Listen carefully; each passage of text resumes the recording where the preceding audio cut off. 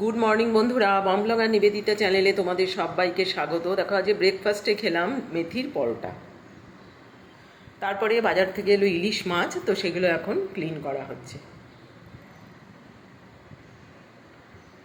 আর এরপর সকালবেলা দেখো মিস্ত্রিরাও কাজে চলে এসেছে, এদিকে কাজকর্ম শুরু হয়ে গেছে।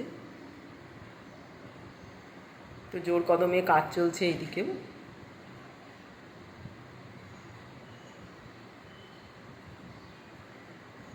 তারপরে চলে গেলাম কিচেনে। তো এখন ঝিঙে আলু পোস্ত হবে, কালো জিরে ফোড়ন দিয়ে ওর ঝিঙে আলুটা ভেজে নিচ্ছি। ঝিঙে আলুটা ভেজে এর মধ্যে দিয়ে দিলাম নুন, হলুদ আর পোস্ত বাটা।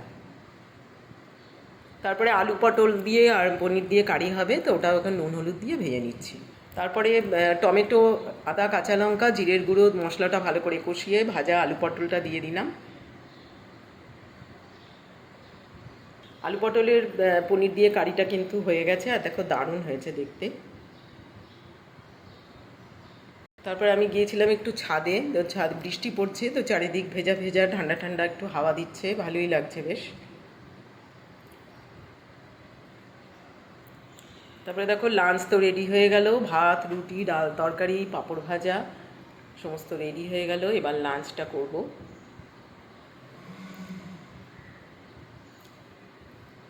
সমস্ত কমপ্লিট।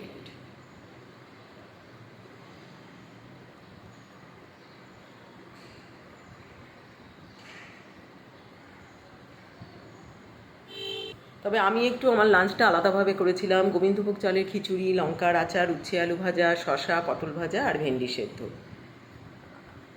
এটা ছিল আমার লাঞ্চ।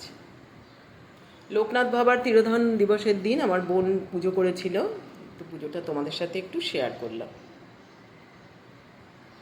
তারপর দেখো লাঞ্চ সেরে আমি একটু রেস্ট নিয়ে বেরিয়ে গেছিলাম ইভিনিং ওয়াক করতে।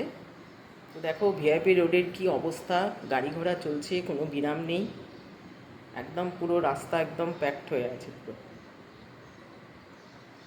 তারপর হেঁটে এসে হাত মুখ ধুয়ে সন্ধে দিয়ে আমি করে নিলাম গ্রিন টি।